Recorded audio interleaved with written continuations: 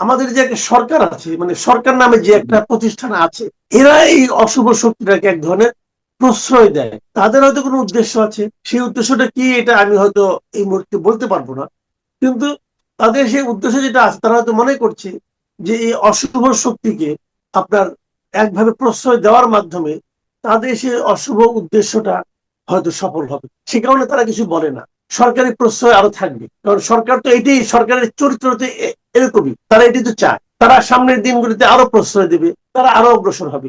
অন্যান্য যে ইউরোপিয়ান দেশগুলো যে কাজটা করেছে, যে প্রতিবাদটা জানিয়েছে, যে উদ্বেগটা প্রকাশ করেছে, সেই উদ্বেগটাই স্বাভাবিক।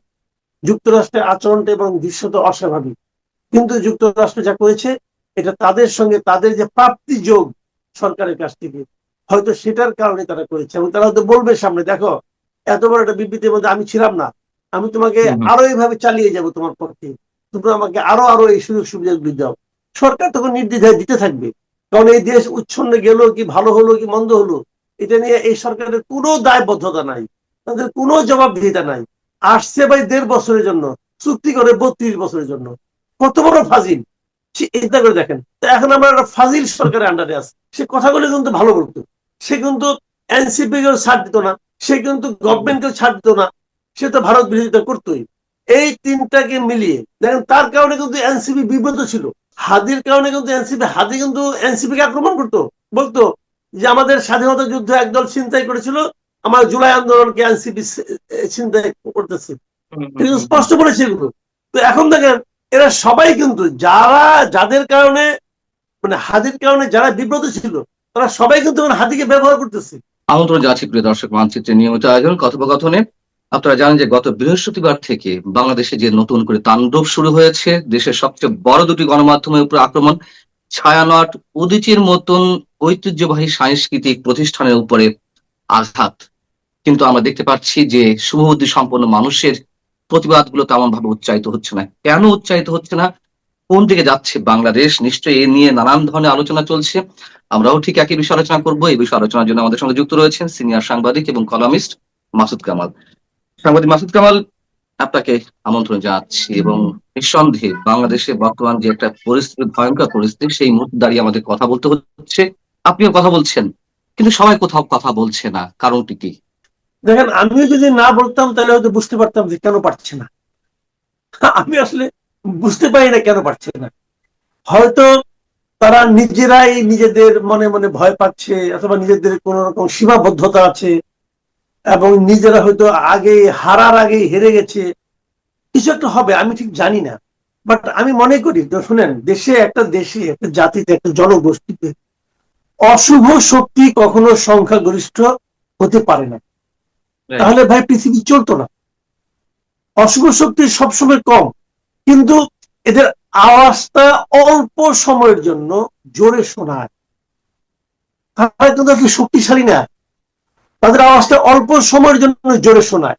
এখন ওই অল্প সময়ের জোরে শোনানোতে আমি আপনি যদি ভয় পেয়ে যাই, তাহলে আমি ভয়েই থাকবো। হ্যাঁ, এক্ষেত্রে আমাদের একটা যেটা নেগেটিভ দিক, সেটা হলো, আমার কি মনে হয় জানেন, আমাদের যে একটা সরকার আছে, মানে সরকার নামে যে একটা প্রতিষ্ঠান আছে, এরা এই অশুভ শক্তিটাকে এক ধরনের প্রশ্রয় দেয়। তাদের হয়তো কোনো উদ্দেশ্য আছে, সেই উদ্দেশ্যটা কি এটা আমি হয়তো এই মুহূর্তে বলতে পারবো না, কিন্তু তাদের সেই উদ্দেশ্য যেটা আছে, তারা হয়তো মনে করছে যে এই অশুভ শক্তিকে আপনার একভাবে প্রশ্রয় দেওয়ার মাধ্যমে তাদের সেই অশুভ উদ্দেশ্যটা হয়তো সফল হবে। সে কারণে তারা কিছু বলে না। আপনি দেখেন কয়েকটা জিনিস, দেশের দুটো বড় বড় পত্রিকা অফিসকে তারা আগুন দিয়ে জ্বালিয়ে দিল, এরকম ঘটনা আমরা সর্বশেষ কবে দেখেছি? আমি আপনি দেখিনি, হয়তো স্বাধীনতা যুদ্ধের সময় হয়েছিল বলে শুনেছি, তাই না? তারপরে তো আর দেখিনি। মর্নিং নিউজ আর আপনার তখন ইত্তেফাক পুড়িয়ে দেওয়া হয়েছিল, এছাড়া তো আর একটু হয়নি। এখন কি হলো জিনিসটা, কেন হলো, কিভাবে হলো, আমরা কেউ জানি না। এবং ঘোষণা দিয়ে হলো, কেউ থামালো না। একজন আপনার সোশ্যাল মিডিয়ার মানে এক প্রোপাগান্ডা পরিচালনাকারী এক ব্যক্তি বিদেশ থেকে বলল যে হ্যাঁ, প্রথম আলো শেষ, এখন তোমরা ওইদিকে চলো, ওইটা শেষ, ওয়েল ডান বয়েজ, কি কি বললো না বললো। এবং এই তাদের এই স্ট্যাটাস দেখে, পোস্ট দেখে এরা যে আক্রমণ করলো, তাহলে এই পোস্ট কি আমাদের আইন শৃঙ্খলা বাহিনীর চোখে পড়ে নাই? তারা আগের থেকে যে সেখানে থাকতে পারতো না, তাদেরকে থামাতে পারতো না, কেন থামালো না? আপনি কোনো ব্যাখ্যা করতে পারবেন না তারা কেন থামালো না। এবং তারা যা ইচ্ছা তাই বলে। এই লোকগুলি কারা? এই লোকগুলি যখন শেখ হাসিনা সরকার চলছিল দেশে, তখন কি এই লোকগুলিকে শেখ হাসিনা সরকারের বিরোধিতা করে একটা কথাও বলতে শুনেছেন এদেরকে? তখন এদের কাউকে দেখেছেন? দেখেননি। নুরুল কবির সারাটা জীবন এই কাজ তারা প্রতিবাদ করে গেলেন দুঃশাসনের বিরুদ্ধে। দেখা গেল এই শক্তিগুলো নুরুল কবিরকে দালাল বলে। যারা বলতেছে তারা তখন ছিল কোথায়? এটা এই কথার জবাব দেন আপনি আমাকে। তারা তো তখন সেখানে ছিল না। তাহলে এই যে বিষয়গুলো হতে দেওয়া হলো, আমি মনে করি এটা পুরো জিনিসটা একটা সরকারের আশ্রয় প্রশ্রয় থেকে তারা এই কাজগুলো করেছে।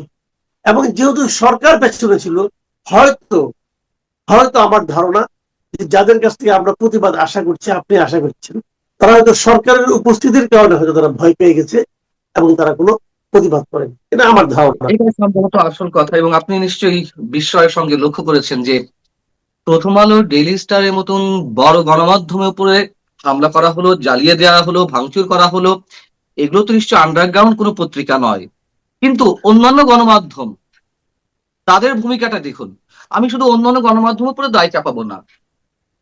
প্রথম আলোর পক্ষ থেকে যে প্রতিবাদ কর্মসূচি দেওয়া হলো শুক্রবার সকালে, আমরা দেখলাম যে প্রতিবাদ কর্মসূচিটাও ঠিক মতো পালন করতে পারলো না। সম্ভবত একজন বক্তব্য দিল, তার কারণ যারা আগুন জ্বালিয়েছে, যারা দুর্বৃত্ত, যারা ভাঙচুর করেছে, তারা ওই জায়গাটিতে উপস্থিত ছিল এবং তারা ওইখানে বাধা প্রয়োগ করছিল যে কোনো কর্মসূচি পালন করা যাবে না। এবং কর্মসূচি ঠিকই তেমন ভাবে সফল হলো না, একজন বক্তব্য দেওয়ার মাধ্যমে শেষ হয়ে গেল। আপনি এই জায়গাটিতে কি সেই সরকারের প্রশ্রয় আশ্রয় আমরা এখানেই সীমাবদ্ধ থাকবো? না, এখানে আরেকটা বিষয় আছে, আমি বললি আপনাকে। আমাদের মিডিয়াগুলো না নানাভাবে সরকারের কৃপা দৃষ্টির মধ্যে থাকতে চায়। তারা মনে করে সরকারি বিরাট ভজন হওয়া তাদের জন্য লস হবে। যেমন ওই যে বিজ্ঞাপনের একটা আছে না, মানে মিডিয়াগুলো তো সরকারি বিজ্ঞাপন পায়, তারা এই বিজ্ঞাপনটাকে হারাতে চায় না। তা না হলে আমি মনে করি কালকে যে ঘটনা ঘটেছিল, কালকের এই ঘটনার প্রেক্ষিতে সারা দেশে আমি মনে করি যে মিডিয়াগুলির উচিত ছিল অন্তত পক্ষে একদিন কলম বিরতি করা। এটা উচিত ছিল। এটা করলে কি হতো, সরকার একটা বড় ধরনের চাপের মধ্যে পড়তো। সরকার কিন্তু কোনো চাপের মধ্যে পড়ে নাই। আগামীকালকে আমার ধারণা, আগামীকালকে যদি আরেকটা মিডিয়া আক্রান্ত হয়, তখনও দেখবেন একইভাবে ঘটবে। এই যারা ভাঙচুরকারী, তাদেরকে প্রশ্রয় দেওয়া হবে। তারা ভেঙে চলে আসার পর সরকারের পক্ষ থেকে একটা ফোন করে আহু আহা উহু করা হবে, বলা হবে ঠিক আছে আমরা দেখে ক্ষতিপূরণ দিয়ে দিই অমুক তমুক। কিন্তু ক্ষতিপূরণ আপনি কি দিবেন? আপনি ক্ষতিপূরণ দিবেন টাকার অঙ্কে, কিন্তু ক্ষতিটা কি অর্থনৈতিক ক্ষতি হয়েছে? এই ক্ষতি তো হয়েছে সামগ্রিক ভাবে। এই ক্ষতি হয়েছে আপনার মানুষের মানে মত প্রকাশের স্বাধীনতার ক্ষেত্রে। এই ক্ষতিটাকে আপনি কিভাবে পুষিয়ে নেবেন আমি বুঝতে পারছি না। কেন তারা এটা এভাবে করতে দিচ্ছে, এটা আমার কাছে ক্লিয়ার না। কিন্তু এবং মিডিয়া যারা জড়িত আছে, প্রত্যেকটা মিডিয়া যারা সম্পাদক আছেন, যারা নীতি নির্ধারণী পর্যায়ে আছেন, তাদের যে আপনার এখানে একটা আমি বলবো নতজানু মনোভাব এই ঘটনার মাধ্যমে প্রকাশিত হয়েছে প্রতিবাদের ক্ষেত্রে আমি দেখলাম।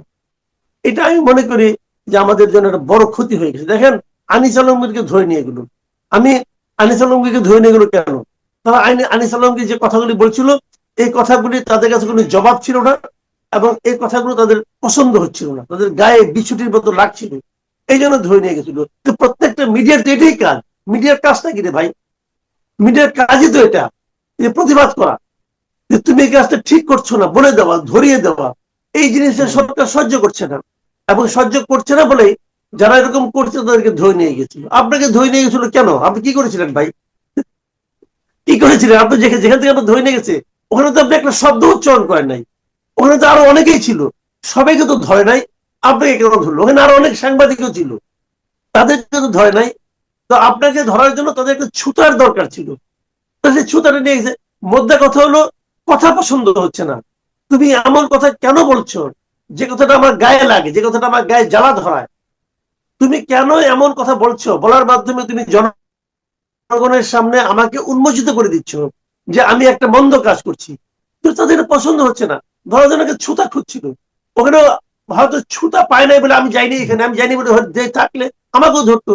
তো হয়তো আমার বিরুদ্ধে ছুতা খুঁজতেছে, আব্দুল নূর তুষারের বিরুদ্ধে ছুতা খুঁজতেছে, ছুতা পেলে মানে ধরবে। না, এখন তো এখন ছোড়ার দরকার নেই, এখন তো সরাসরি সরাসরি হুমকি দেওয়া হচ্ছে, মবের হুমকি দেওয়া হচ্ছে আপনাকে, আব্দুল মুত্তুর স্যার, আমাকে। আমরা কখন কোন টক শোতে যাই আগে থেকে জানানোর কথা বলা হচ্ছে, আগে থেকে প্রস্তুতি নিয়ে রাখার কথা বলা বলা হচ্ছে আমাদেরকে। মানে নোংরা শব্দ ব্যবহার করে বলা হচ্ছে যে মায়ের উপর মেডিসিন নাই, এই ধরনের মন্তব্য করা হচ্ছে। তার মানে সুস্পষ্ট ইঙ্গিত যে আমাদেরকে কি করা হবে। নিশ্চয়ই আমরা কথা বলা থামিয়ে দেখেন, দেয়নি, কিন্তু এগুলোকে প্রস্তাব দেওয়া হচ্ছে। মানে তারা যেগুলো বলতেছে সে তো দূর থেকে বলতেছে ভাই, সে তো মানে এই যে গ্রামে একটা প্রবাদ আছে না, যে গলির কুত্তায় গলিতে মাস্তান, বুঝছেন? তো ও তো থাকে আরেক গলিতে, এখন ওই গলিতে থাকে সে এসে বলে, সে আসুক না ভাই দেশে, দেশে এসে সেও বলুক যে মায়ের রূপে মেডিসিন নাই, আমরা দেখবো মেডিসিন আছে কিনা, আমরাও কিন্তু ইন্টিমেটিভ তাদের কিছু নাই, কিন্তু পৌঁছে নাই। তাদের এজেন্ট হয়ে কিছু সংখ্যক দুর্বৃত্ত তো সেই কাজগুলো সম্পাদন করছে। করছে, এখানে যে মানে ওদের হাতে প্রচুর কালো অর্থ আছে, তারা এদিকে আর এখানে কিছু মহামূর্খ আছে, এরা এগুলো শুনতেছে কিচ্ছু না তোর ভাই। আমি তো কালকে বলেছিলাম, দেখেন আপনি মবের মধ্যে ধরতে পারেন না, ঠিক আছে মানলাম, যারা নুরুল কবির গায়ে হাত দিল তাদের প্রত্যেকের ছবি তো আমরা ভিডিও দেখলাম, আপনি ভিডিওর ওই ছবি দেখে তাদের প্রতি অ্যাকশন নেন, কালকে অ্যাকশন নেন, দেখবেন এরপরে আর আসবে না, কেউ কিছু বলছে না। মব হচ্ছে, প্রেস সেক্রেটারি বলতেছে এটা তো মব না, এটা হলো প্রেশার গ্রুপ। তো এই পাগল, এরকম পাগল যখন থাকে দায়িত্বপূর্ণ পদে, তখন আপনি কি বলবেন? যেটা ঘটলো, মনে করেন প্রথম আলোতে আগুন দিল, শফিক বলবে যে না, এটা হলো প্রেশার গ্রুপ। ডেইলি স্টারে আগুন দিল, শফিকের ভাষায় এটা প্রেশার গ্রুপ, আপনি কি বলবেন বলেন? এবং এরকম লোক হলো সবচেয়ে গুরুত্বপূর্ণ দায়িত্বে আছে, তো আপনি কি বলবেন? আপনি এখানে কি করার আছে? আমার আপনার মতামতের জন্য অসহায়ত্ব প্রকাশ করা ছাড়া কি থাকতে পারে? তো এখন আমাদের দুর্ভাগ্য যে চান্সে পড়ে বিভিন্ন কারণে, বিভিন্ন হুজুগের কারণে গুরুত্বপূর্ণ জায়গায় সমস্ত মানে আপনার মানে এই ধরনের লোক বসে আছে, দায়িত্বহীন লোক বসে আছে, এখন তাদের রাজত্বে আমরা আছি, সহ্য করা ছাড়া আর কোনো উপায় দেখি না। মাস না, দিয়ে কিন্তু সহ্য করে গভর্নমেন্ট আসে। না, ওই প্রত্যাশা তো আমাদের সবার। আপনি যেটা বলছেন, গত 16 মাস ধরে তো আমাদের সেই প্রত্যাশার কথা ব্যক্ত করছি, এবং ফেব্রুয়ারিতে নির্বাচন একটা তফসিল ঘোষণা করা হয়েছে। আপনার কি মনে হয় না যে নির্বাচন কেন্দ্রিক কি সবকিছু ঘটছে, যা কিছু হচ্ছে, আহ, বিশেষ কোন গোষ্ঠী সেটি আহ, মানে প্রতিহত করতে চায়, দীর্ঘদিন ক্ষমতায় থাকতে চায়, ভয় পাওয়ার প্র্যাকটিস করতে চায়, অথবা তারেক রহমান যে 25 ডিসেম্বর আসার ঘোষণা দিয়েছেন, এই মুহূর্তে তারেক রহমানের আহ আশা প্রতিরোধের জন্য একই সঙ্গে এই সব ব্যবস্থার উত্তরণ মানে আহ, সৃষ্টি করা হচ্ছে কিনা? এটা হতে পারে, এটা আপনার আপনার আপনার এই আশঙ্কা আমি মানে উড়িয়ে দিই না। দুটো কারণ এখানে, যেমন ধরেন এতদিন তারেক রহমান সাহেব কেন আসেন নাই, এটা নিয়ে নানা ধরনের সমালোচনা আমরাও করেছি, আমিও করেছি। হুম, এবং যেই মাত্র ওনার আসার ঘোষণা হয়ে গেল, সেই মাত্র আমরা দেখলাম যে ভয়ের কারণে, যে কারণে উনি আসেন নাই, মানে যে কারণটা মোটামুটি একটা ধারণা করা যাচ্ছিল যে উনি হয়তো নিরাপত্তা জনিত কারণে আসেন নাই, যখন আমরা এই ধারণাটা করছিলাম, তখন ওনার আসার ঘোষণাটা দেওয়ার পর দেখলাম যে রাজনৈতিক নেতৃবৃন্দ অথবা প্রার্থীদের নিরাপত্তাহীনতা মানে চূড়ান্ত একটা ঘটনা ঘটানো হলো। মানে একজন প্রার্থীকে, প্রার্থী এখনো হয়নি, প্রার্থী হতে চাচ্ছিল এবং ঘোষিত প্রার্থী, হুম, হুম। হত্যা করা হলো নির্মম ভাবে। এবং এটা করে কিন্তু বোঝানো হলো হ্যাঁ আসলেই প্রার্থী যারা হচ্ছে তাদের কোনো নিরাপত্তা নেই। এবং এই ভয় কিন্তু কেউ কেউ পেয়েছে। আপনি দেখেছেন যে নারায়ণগঞ্জের নারায়ণগঞ্জের এক ভদ্রলোক তো এই ভয়ে তার নির্বাচন না করার ঘোষণা দিয়েছেন, তাই না? কাজে এটা কিন্তু এক ধরনের মানে নিরাপত্তাহীনতার ব্যাপারটা কিন্তু রয়ে গেল এখানে। আর হুম, হুম। দ্বিতীয়ত হলো আপনি যেটা, কেউ কেউ আছে যারা নাকি নির্বাচনকে প্রলম্বিত করতে চায়, বিলম্বিত করতে চায়, এবং তাদের যে উদ্যোগ যে কারণে চায়, সেটার ক্ষেত্রেও কিন্তু এই সমস্ত ঘটনাগুলো একটা মানে কার্যকর ভূমিকা পালন করবে। হয়তো এখন কেউ বলবে না আইন শৃঙ্খলা বাহিনী আমাদের কন্ট্রোলে নাই, আইন শৃঙ্খলার পরিস্থিতি মানুষের প্রত্যাশিত পর্যায়ে নাই, অতএব আইন শৃঙ্খলা পরিস্থিতি ভালো না হওয়া পর্যন্ত নির্বাচন হবে না। উনি তো বলেই দিয়েছেন জনগণ নাকি 5 বছর চায়, 10 বছর চায়, 50 বছর চায়। তো ঠিক আছে, 50 না হোক, 5 বছর হোক, এই কথাটি উনি বলতেও পারেন। উনি ভাবতে পারেন যে আরো কয়েকদিন থাকা যাক। এবং কিছু রাজনৈতিক শক্তি তো আছে যারা ক্ষমতায় না থেকেও তারা ক্ষমতার স্বাদ গ্রহণ করছে।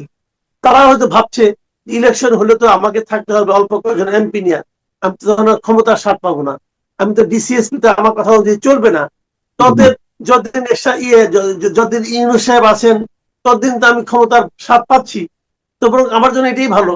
তো এখন আপনি একটা জিনিস খেয়াল করেন যে হাদি গুলিবিদ্ধ হলেন প্রথম, গুলিবিদ্ধ হওয়ার পর আমরা দেখলাম বিদেশ থেকে একজন আপনার সোশ্যাল মিডিয়া থেকে জুলকারনাইন সাহেব দেখলাম উনি ডিটেল বর্ণনা করলেন যে কিভাবে হাদির খুনিরা পালিয়ে গেছে।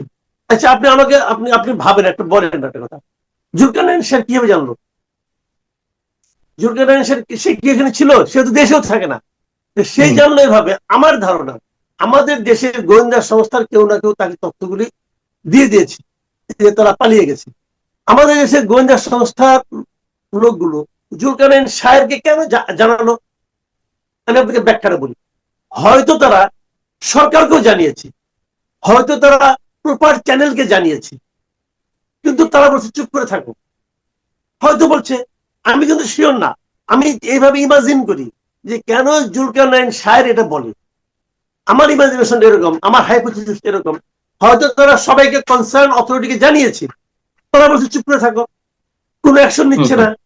যখন অ্যাকশন নিচ্ছে না তখন যে লোকটা ইনফরমেশন গুলো জানে, হয়তো তার মধ্যে দেশপ্রেম কিছুটা আছে, সে ভাবছে যে যখন আমি এদেরকে জানানোর পরেও তারা ব্যবস্থা নিচ্ছে না, তো আমরা যদি এটা বাইরের থেকে সামাজিক একটা চাপ তৈরি করতে পারি তাহলে সেটা ভালো হবে। এই কারণে সে বাইরে এই তথ্যগুলো জানিয়ে দিয়েছে। হতে পারে কিন্তু হয়েছে তাই বলছি না।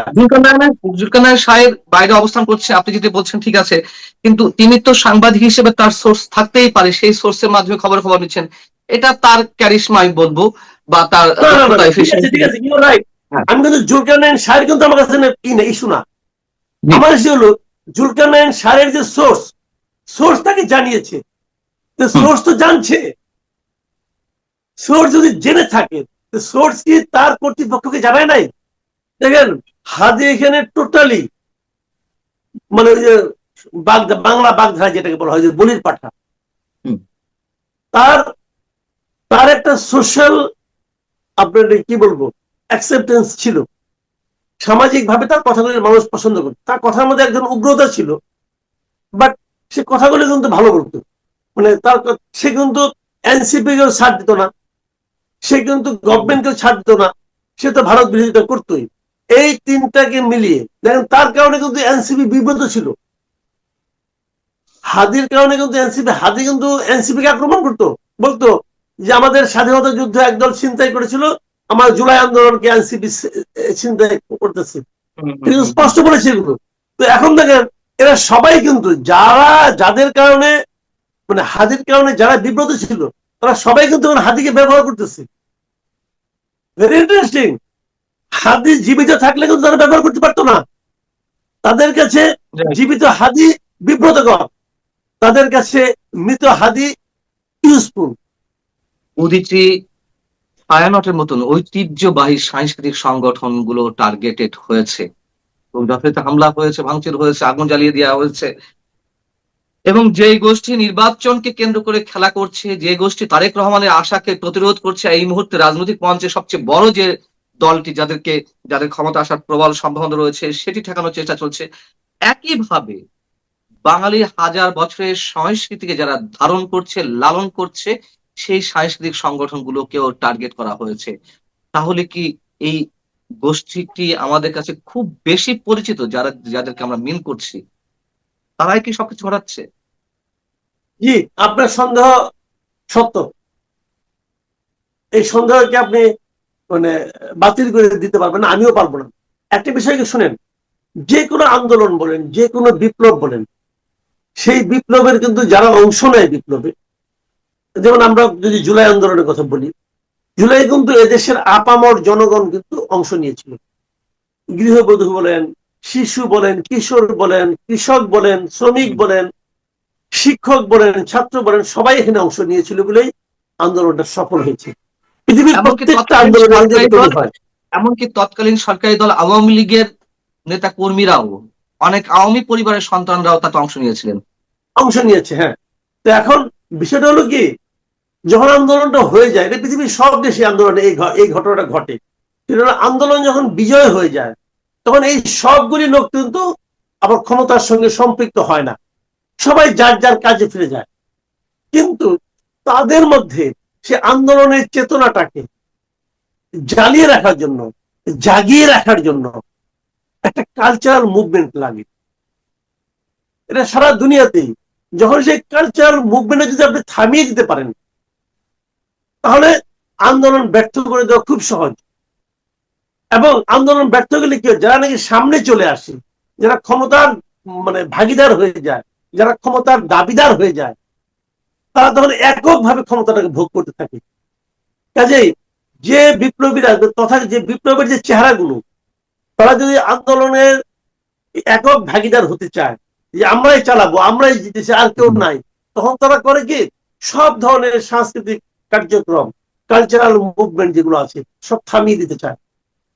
এবং আমাদের এখানেও সেটাই হয়েছে। আপনি দেখবেন মাও সেতুং এর এত বড় বিজয়, সেটা কিন্তু সম্ভব হয়েছিল কালচারাল মুভমেন্টের কারণে। তারা বলেছিল যে আন্দোলনের পর একটা কালচারাল মুভমেন্ট লাগবে। কালচারাল মুভমেন্টটা এমন যে সেটা পরোক্ষভাবে পুরো জাতিকে ওই একটা সার্টেন কজের প্রতি, সার্টেন লক্ষ্যের প্রতি ঐক্যবদ্ধ রাখে। সেই জায়গাটাকে ধ্বংস করে দিয়েছে, জাস্ট ধ্বংস করে দিয়েছে। এবং এই জন্য তারা ওইদিকে তাদের লক্ষ্য। স্কুলের সঙ্গে শিক্ষা লাগবে না। পৃথিবীর কোন দেশ আছে যেখানে স্কুলে এই ধরনের চিত্রকলা, চারুকলা, এটা তো একটা কলা বিজ্ঞান, তাই না? এটা তো এক ধরনের আপনার সাংস্কৃতিক, এটা বন্ধ করে দেয়। পৃথিবীর কোন জায়গায় আছে বলেন আপনি? আমাদের এখানে করা যাবে না। আমাদের এই কাঠ মোল্লারা সিদ্ধান্ত নিয়েছেন। আরে সৌদি আরবে পর্যন্ত আছে স্কুলের সঙ্গীত শিক্ষা, আছে, সব জায়গায় আছে। আমরা পিছিয়ে যেতে আগ্রহ বোধ করছি। তো এটাই হচ্ছে এখানে, আর কিছু না। আমি শেষ যেটা জানতে চাই আপনার কাছে, এই ধারা অব্যাহত থাকলে, এবং আমি মনে করি আমার আশঙ্কা যে এটি আরো অনেক দূর যাবে বা করবে, যদিও আপনি বলেছেন ফর দ্য টাইম বিং, একটা নির্দিষ্ট সময়ের জন্য বা সাময়িক সময়ের জন্য, আমিও সেটাই মনে করি। কিন্তু এই সাময়িক সময়ের দৈর্ঘ্যটা বোধহয় এখনো বাকি রয়েছে। আরো অনেক কিছু আমাদেরকে দেখা লাগতে পারে, আশঙ্কার জায়গা থেকে বলছি। আপনি কি আমার সঙ্গে একমত কিনা? যদি একমত হন তাহলে অদূর ভবিষ্যৎ, আমি সুদূর ভবিষ্যতের দিকে যাচ্ছি না, অদূর ভবিষ্যতে আর কি ধরনের আশঙ্কা আপনি করছেন? দেখেন, ওটা তো একটা শক্তি। আমি প্রথমে বলেছি ওই শক্তি একটা ছোট শক্তি, বাট পাওয়ারফুল হইতে পারছে সরকারি আনুকূল্যে। সরকার সেটাকে এক ধরনের প্রশ্রয় দিচ্ছে বলে এটা হতে পেরেছে। সরকারি প্রশ্রয় আরো থাকবে, কারণ সরকার তো এটাই, সরকারের চরিত্র হচ্ছে এরকমই। তারা এটি তো চায়, তারা সামনের দিনগুলিতে আরো প্রশ্রয় দেবে, তারা আরো অগ্রসর হবে। কিন্তু আমি মনে করি দেশে একটা নির্বাচিত সরকার আসার সঙ্গে সঙ্গে এই শক্তিগুলো দুর্বল হয়ে যাবে। শেষ হয়ে যাবে না, দুর্বল হয়ে যাবে। দেশে একটা আইনের শাসন প্রতিষ্ঠা হওয়ার সঙ্গে সঙ্গে এই শক্তি, এই অপশক্তিগুলো দুর্বল হয়ে যাবে, এটা আমি মনে করি। না, কিন্তু সেটাই তো বাধাগ্রস্ত হচ্ছে, এবং সেটাকে বাধাগ্রস্ত করার জন্য চেষ্টা করছে। জি, তারা সেটাকে বাধাগ্রস্ত করার চেষ্টা করছে, কিন্তু সেই চেষ্টার আমরা চরম রূপটাই দেখেছি আমার ধারণা। এটা কি চরম রূপ আপনার কাছে মনে হচ্ছে যে আস্তে আস্তে এখান থেকে মানে পজিটিভলি ইউটার্ন হবে, নাকি এটা আরো অনেক দূর যাবে? অবশ্যই আমার মনে হয় এটা পজিটিভলি ইউটার্ন হবে। আমার ধারণা এটা পজিটিভলি ইউটার্ন হবে এখান থেকে। আমরাও সেটি প্রত্যাশা করি। আমি আর একটা বিষয় আপনার দৃষ্টি আকর্ষণ করছি, একটু 1 মিনিটের মধ্যে শেষ করবো, মানে আপনার উত্তরটা দিয়ে আমরা শেষ করব নিয়ে। সেটি হচ্ছে, আমরা দেখলাম যে freedom coalition, media freedom coalition নামে একটা বৈশ্বিক সংগঠন, যার সদস্য রাষ্ট্র 51টি, তারা একটি বিবৃতি দিয়েছে যথেষ্ট পরিমাণ উদ্বেগ জানিয়ে, এবং যা কিছু বাংলাদেশে ঘটছে তার নিন্দা জানিয়ে। সেখানে Netherland, Ireland, Britain, France, Norway সহ 10টি রাষ্ট্র রয়েছে। যুক্তরাষ্ট্র এর সদস্য রাষ্ট্র হওয়া সত্ত্বেও ওই বিবৃতিতে যুক্তরাষ্ট্র স্বাক্ষর করেনি, বা তাদের নাম আমরা দেখতে পেলাম না। এটা কি অন্য কিছু মিন করে বৈশ্বিক রাজনীতির জায়গা থেকে বাংলাদেশকে কেন্দ্র করে? আমি দেখেছি এই বিষয়টা নিয়ে আপনি গতকালকে একটা কন্টেন্ট করেছেন। আপনার আশঙ্কাটাকে আমি একদম উড়িয়ে দিই না, কারণ এখানে আসলে নানা ধরনের রাজনীতি চলছে। যুক্তরাষ্ট্র এটাকে যদি স্বাক্ষর করতো সেটা স্বাভাবিক ছিল। যখন অস্বাভাবিক ঘটনা ঘটতে থাকে তখন সেটা কারণ দিকে তাকাতে হয়। যুক্তরাষ্ট্র এই সরকারের কাছ থেকে এরই মধ্যে অনেক ধরনের সুযোগ সুবিধা পাচ্ছে, বিশেষ করে আমাদের সমুদ্র উপকূলে বন্দর টন্দর এই সমস্ত বিষয়ে তারা যা যা চেয়েছে আমার ধারণা এই সরকার তা তাদেরকে দিচ্ছে। এই সমস্ত কারণে হয়তো তারা কৃতজ্ঞতা বশত অথবা চক্ষু লজ্জার খাতিরে তারা হয়তো সিরিয়াটা করেনি। কিন্তু অন্যান্য যে ইউরোপিয়ান দেশগুলো যে কাজটা করেছে, যে প্রতিবাদটা জানিয়েছে, যে উদ্বেগটা প্রকাশ করেছে, সেই উদ্বেগটাই স্বাভাবিক।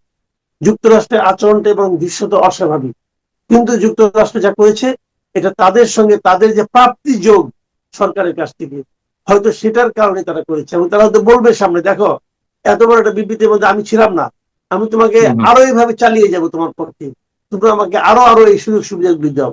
সরকার তখন নির্দ্বিধায় দিতে থাকবে, কারণ এই দেশ উচ্ছন্নে গেল কি ভালো হলো কি মন্দ হলো এটা নিয়ে এই সরকারের কোনো দায়বদ্ধতা নাই, তাদের কোনো জবাবদিহিতা নাই। আসছে ভাই 1.5 বছরের জন্য, চুক্তি করে 32 বছরের জন্য, কত বড় ফাজিল চিন্তা করে দেখেন। তো এখন আমরা একটা ফাজিল সরকারের আন্ডারে আছি, কিছু করার নাই ভাই। কিছু করার নাই। সাংবাদিক মাসুদ কামাল, আপনি নিরাপদে থাকবেন, ভালো থাকবেন।